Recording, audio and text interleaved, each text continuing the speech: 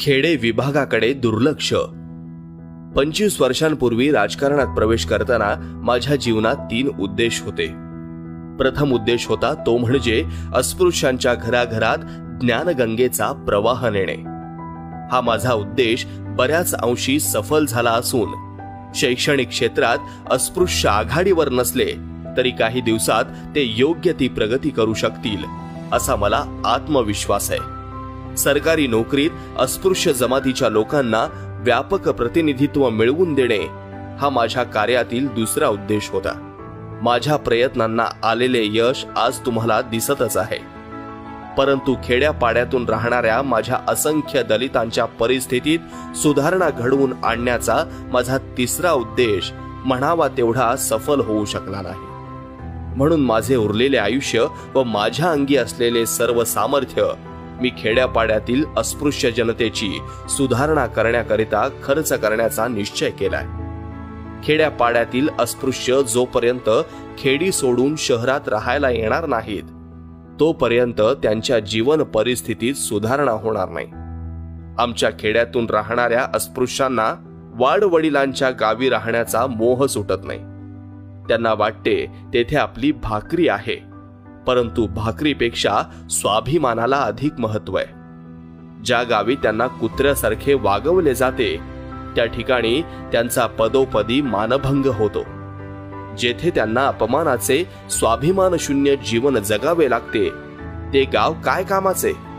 खेडे गावातील अस्पृश्यांनी तेथून निघून जेथे कोठे पडीक जमीन दिसेल ती ताब्यात घ्यावी आणि नवीन गावे बसवून स्वाभिमानपूर्वक माणुसकीचे जीवन जगावे. तेथे नवा समाज निर्माण करावा.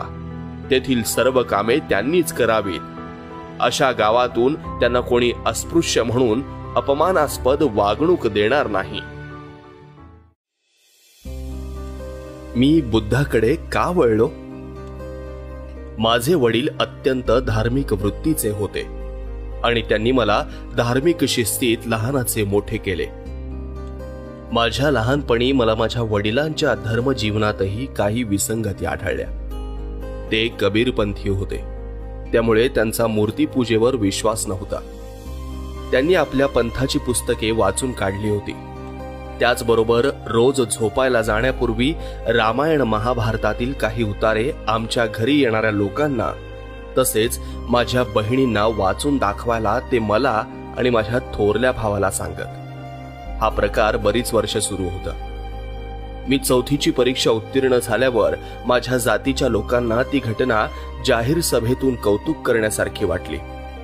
पण माझ्या वडिलांनी या गोष्टीला परवानगी दिली नाही. त्यामुळे माझ्या डोक्यात हवा शिरेल अशी त्यांची धारणा होती. शिवाय एक परीक्षा पास होण्यापलीकडे मी विशेष काय केले होते? माझ्या वडिलांनी नकार दिल्याने नाराज झालेली मंडळी दादा केळुसकरांकडे गेली. केळुसकरांनी माझ्या वडिलांना भेटून त्यांचे मन वळवले. ते या प्रकारची सभा घेण्यास राजी झाले. दादा केळुसकर हे त्या सभेचे अध्यक्ष होते. त्यावेळी मला त्यांनी स्वतः लिहिलेले बुद्ध जीवनावरील पुस्तक भेट म्हणून दिले. मी ते पुस्तक उत्सुकतेने वाचले आणि त्यातील काही प्रसंगांनी अक्षरशः भारावून गेलो. माझ्या वडिलांनी आपल्याला यापूर्वीच बौद्ध वाङ्मयाचा परिचय का घडवून दिला नाही असे मला वाटले. मी त्यांना सरळच विचारले की ज्या ग्रंथात केवळ ब्राह्मण आणि क्षत्रिय यांचा गौरव आहे आणि शूद्र आणि अस्पृश्यांची नालस्ती केली आहे ते महाभारत व रामायण सारखे ग्रंथ त्यांनी मला वाचावयास का सांगितले? माझ्या वडिलांना माझा प्रश्न रुचला नाही व मूर्खासारखे प्रश्न विचारू नकोस म्हणून त्यांनी मला गप्प केले. माझे वडील स्वतःची हुकूमत गाजवण्याच्या वृत्तीचे होते, पण तरीही मी धैर्य करून त्यांच्याशी बोलत होतो. काही दिवसांनी मी पुन्हा त्यांना याबाबत विचारले. त्यावेळी ते म्हणाले, आपण अस्पृश्य जमातीचे आहोत आणि त्यामुळे तुला न्यूनगंड निर्माण होण्याची शक्यता आहे. महाभारत आणि रामायण यांच्या वाचनाने हा न्यूनगंड दूर होण्यास मदत होईल. द्रोण आणि कर्ण ही अत्यंत लहान माणसेही किती उंचीपर्यंत पोहोचली हे पाहण्यासारखं आहे. वाल्मिकी हा कोळी असूनही तो रामायणाचा कर्ता झाला. त्यामुळेच तुझा न्यूनगंड दूर व्हावा म्हणून मी तुला रामायण महाभारत वाचावयास सांगितले. मला माझ्या वडिलांच्या युक्तिवादात तथ्य आढळले. माझ्या वडिलांनी जो युक्तिवाद केला त्यात बरेच तथ्य होते, पण त्या युक्तिवादाने माझे समाधान झाले नाही. महाभारतातील एकही व्यक्तिरेखा माझ्या मनाला भुरळ घालू शकली नाही, हे मी माझ्या वडिलांना स्पष्ट शब्दात सांगितले. मी म्हटले, मला भीष्म, द्रोण किंवा कृष्ण कुणीच पसंत पडले नाहीत. भीष्म आणि द्रोण मला ढोंगी वाटतात, तर कृष्णाला लांडी लवाडी करण्यास संकोच वाटला नाही. त्याचे सारे जीवन त्याच प्रकाराने भरलेले आहे. तसेच मला रामही आवडला नाही. त्याची शूर्पणखेची वागणूक पहा, वाली सुग्रीव प्रकरणात त्याची वर्तणूक पहा आणि सीतेला त्याने दिलेली क्रूर वागणूक पहा. माझे वडील माझ्या बोलण्यावर चुप्प राहिले. ते त्यावर काहीच बोलले नाहीत. माझ्या मनात बंड उद्भवले आहे हे त्यांच्या लक्षात आले. त्यामुळे मी बुद्धाकडे वळलो. त्याच्याकडे मी निर्विकार मनाने झुकलेली नाही, तर निश्चित मनाने मला बुद्धाने भुरळ घातली. इतर व्यक्तिरेखांशी साम्यभेदाने त्या वयातही मला बुद्ध आवडला. बुद्ध आणि त्याचा धम्म याविषयीची माझी उत्सुकता ही अशी माझ्या लहानपणापासून निर्माण झालेली आहे. हे पुस्तक लिहिण्याची माझी प्रेरणा मला निराळ्या कारणांनी मिळाली. कलकत्त्याच्या महाबोधी सोसायटीच्या मुखपत्राच्या संपादकांनी 1951 साली मला त्यांच्या वैशाखी विशेषांकासाठी खास लेख लिहिण्यास सांगितले होते. त्या लेखात मी असा युक्तिवाद केला होता की विज्ञानाने जागृत झालेला समाज स्वीकारेल असा बुद्ध धर्म हा एकमेव धर्म आहे. त्याविना हा समाज नष्ट होईल. मी त्यात असे विवेचन केले आहे की या आधुनिक जगात बुद्ध धर्म हा असा एकच धर्म आहे जो मानव जातीचे रक्षण करू शकेल. बौद्ध धर्माची प्रगती अत्यंत हळू झाली. याचे कारण त्याचे वाङ्मय इतके आहे की ते कुणी वाचू शकणार नाही आणि ख्रिश्चनांप्रमाणे त्याचा स्वतःचा असा बायबल सदृश ग्रंथ नाही. मी तो लेख लिहिताच तशा प्रकारचा ग्रंथ लिहिण्याविषयी अनेकांनी मला पत्रांनी कळवले. त्या पत्रानुसार मी बुद्ध आणि त्यांचा धम्म हा ग्रंथ लिहिण्याचे मनावर घेतले. हा ग्रंथ किती चांगला उतरला आहे हे वाचकांनीच ठरवायचे आहे. या ग्रंथात मी काही नवीन सांगितले आहे असा माझा दावा नाही. मी फक्त बौद्ध विचारांचे संपादन केले आहे. त्याची मांडणी वाचकांना आवडेल असा मला विश्वास वाटतो. मी ते सारे सोपे आणि सहज समजेल अशा शब्दात मांडले आहे. बौद्ध धर्माचे सम्यक ज्ञान व्हावे यासाठी जी 3 पुस्तके आहेत त्यापैकी हे एक पुस्तक. इतर 2 पुस्तके आहेत. एक बुद्ध आणि कार्ल मार्क्स, 2 प्राचीन भारतातील क्रांती आणि प्रतिक्रांती. हे ग्रंथ मी वेगळे लिहून प्रसिद्ध करण्याच्या विचारात आहे. बुद्धम शरणम गच्छामी. मी 10-12 वर्षांचा असताना माझे वडील कबीरपंथी साधू होते हे मला तेव्हापासून आठवते. माझ्या वडिलांच्या घराला धर्मासन म्हणता येईल. माझे वडील विद्येचे भक्त होते, तसेच धर्माचे चाहते होते. माझ्या लहानपणी रामायण महाभारत वाचून माझ्या मनावर फार मोठा परिणाम झाला. माझे वडील मला म्हणत, आपण गरीब असलो तरी भिण्याचे कारण नाही. तू विद्वान का होऊ शकणार नाहीस? एकदा मी कोणती तरी परीक्षा पास झालो. त्यावेळी चाळीतल्या लोकांनी माझ्या वडिलांची इच्छा नसतानाही दादा केळुसकरांच्या मदतीने माझा सत्कार करायचे ठरवले. माझे वडील म्हणाले, नको सत्कार. मुलांचा असा सत्कार केला म्हणजे त्यांना पुढारी झालो असं वाटतं. त्यावेळी शेवटी सत्कार झालाच आणि दादा केळुसकरांनी मला एक बुद्धाच्या चरित्रांचं पुस्तक बक्षीस दिलं. हे पुस्तक वाचल्यावर माझ्यात काही निराळाच प्रकाश पडला. मारुती, सीता, राम वनवासाला गेला, धोब्याच्या सांगण्यावरून सीतेचा त्याग, कृष्णाच्या 16 सहस्त्र बायका, या गोष्टी काहीतरीच भयंकर वाटल्या. त्या गोष्टी माझ्या मनाची पकड घेईनात. परंतु बुद्ध चरित्राच्या अभ्यासाने मला जास्त अभ्यास करावासा वाटला. आजही त्या धर्माची पकड माझ्या मनावर कायमची आहे आणि अशी माझी ठाम खात्री झाली आहे की जगाचे कल्याण फक्त बुद्ध धर्मच करू शकेल. माझे वडील म्हणत असत की आपण गरीब आहोत, पण आपली महत्वाकांक्षा अत्यंत दांडगी असली पाहिजे. महाभारतातील द्रोणाचार्य गरीब होते. द्रोणाच्या मुलांना त्यांची आई पाण्यात बाजरीचे पीठ मिसळून दूध म्हणून पाजायची. कर्ण हा गरिबीतूनच वर आला. थोर पुरुष नेहमी गरिबीतूनच जन्माला येतात. हाती पडलेले गौतम बुद्धाचे चरित्र वाचून माझे मन उलमलू लागले. उच्च शिक्षणासाठी मी अमेरिकेला गेलो. तेथेही बुद्ध धर्माचा बराच अभ्यास केला. बुद्ध धर्म काय आहे हे समजावून घेण्याकरता व बुद्धाच्या चारित्र्याने मनात उडवलेली खळबळ शमविण्याकरता मी तेथे बरेच वाचन केले, बराच विचार केला. तेव्हा हिंदू धर्म व बुद्ध धर्म यातील अंतर कळून चुकले. बुद्ध धर्माचे माझे वेड असे बरेच पुरातन आहे. बुद्ध धर्म म्हणजे काय? गौतम बुद्धाला 5 शिष्य पहिल्या प्रथम मिळाले. त्यात पंचवर्गीय भिक्षू असे म्हणतात. एकंदर 40 शिष्य झाल्यानंतर बुद्धाला वाटले की आपण शिष्यांना अनुज्ञा करावी, धर्म प्रचारासाठी दूर दूर पाठवावे. त्यावेळी बुद्ध धर्माची व्याख्या गौतम बुद्धाने शिष्यास सांगितली ती अशी: बहुजन हिताय बहुजन सुखाय लोकनिकंपाय हिताय सुखाय देव मनुस्सानम आदि कल्याणम अंतिम कल्याणम. बुद्ध धर्म हा लोकांच्या हिताकरिता, सुखाकरिता, त्यांच्यावर प्रेम करण्याकरिता आहे. हा धर्म नुसत्या माणसांनी स्वीकारून चालणार नाही, तर देवांनी सुद्धा त्याचा स्वीकार केला पाहिजे. ज्याप्रमाणे ऊस हा मुळातही गोड असतो, मध्येही गोड असतो, शेंड्यासही गोड असतो, त्याप्रमाणे बुद्ध धर्म सुरुवातीलाही कल्याणकारक आहे, मध्येही कल्याणकारक आहे व शेवटीही कल्याणकारक आहे.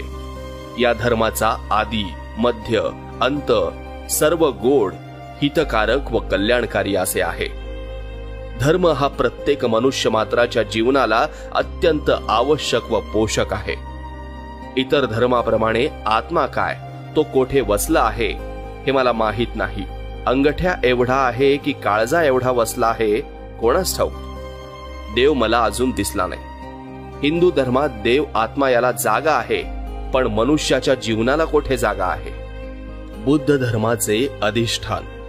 बुद्ध धर्मात मात्र भेदभाव नाही, सर्वत्र समसमानता आढळून येईल. बुद्ध धर्मात देव, आत्मा यांचा विचार केलेला नसून माणसाने माणसाशी कशा प्रकारे वागले पाहिजे याचा विचार केलेला आढळतो.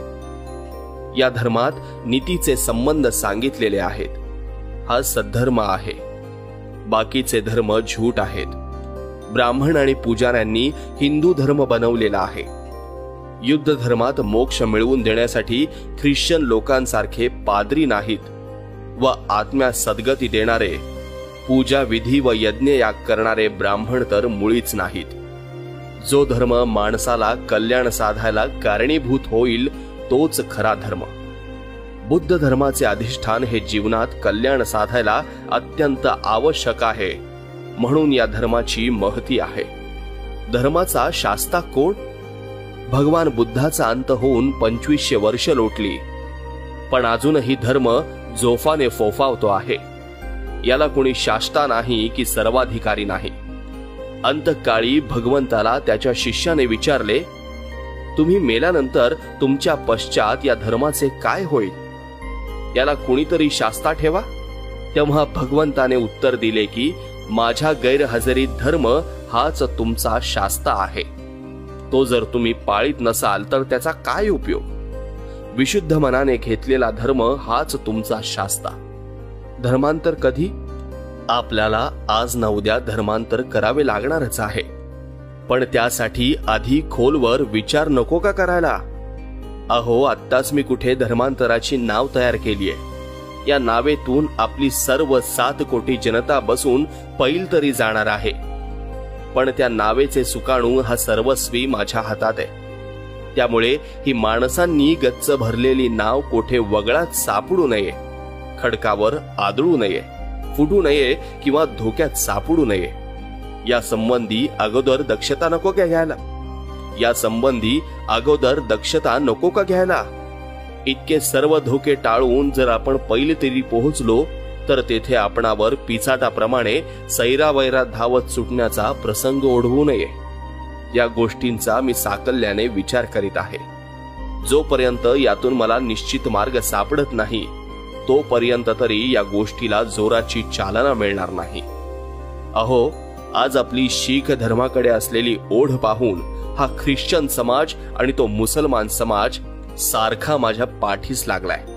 इतकेच नव्हे तर ते मला या क्षणी धर्म स्वीकाराबद्दल चांगले 7 कोटी रुपये देण्यासही तयार झालेत. पण केवळ 7 कोटी रुपये मिळतात म्हणून त्यांचा धर्म स्वीकारून मला माझ्या बांधवांना खड्ड्यात लोटावयाचे नाही. जो धर्म माझ्या सत्सद विवेक बुद्धीला पटेल, माझ्या मनाची पूर्ण खात्री करून देईल, त्यावेळी मी करून ठेवलेल्या धर्मांतराच्या नावेत माझ्या 7 कोटी बांधवांना बसवून त्यांना अगदी सुरक्षितरित्या पैलतीरीला घेऊन जाईल आणि त्यांचे जीवन स्थिर स्थावर करेन. मला गरीब, हीन, दीन, अस्पृश्यांचा दर्जा वाढवावयाचा आहे की त्यांच्यापैकी प्रत्येक जण पतियाळा आणि हैदराबाद सारख्या संस्थानाचे राज्यकर्ते होऊ शकतील. धर्मग्रंथराज. आता बुद्ध धर्माचा कसा प्रचार करता येईल याचा आपण विचार करू. धर्माचा प्रसार करण्यासाठी 3 गोष्टींची आवश्यकता आहे. 1. ख्रिस्ती धर्मांच्या बायबलाप्रमाणे जनतेसाठी बौद्ध धर्माचा धर्मग्रंथ तयार करणे ही पहिली आवश्यक गोष्ट होय. 2. भिक्खू संघाच्या घटनेत ध्येयात व ध्येय साधनाच्या मार्गात इष्ट फेरफार करणे ही दुसरी गोष्ट. 3. अखिल जागतिक बुद्ध सेवा संघ निर्माण करणे ही तिसरी गोष्ट.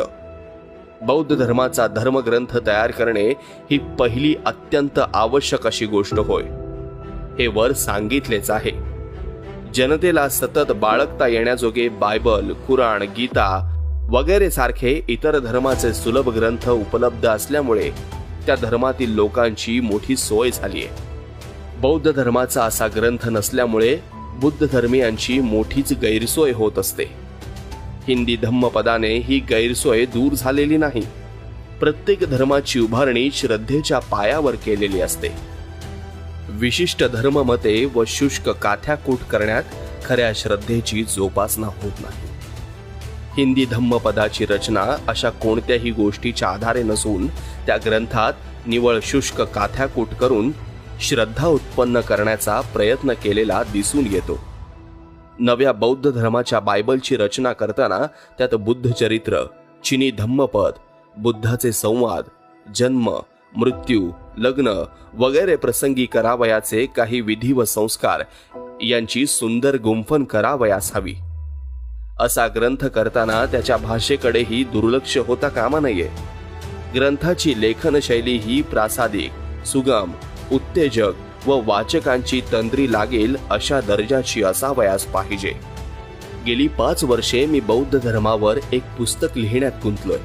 त्या पुस्तकाचे प्रकाशन माझ्या धर्मदीक्षे अगोदर वैशाख महिन्यात व्हावे या हेतूने मी मुंबईला आलो.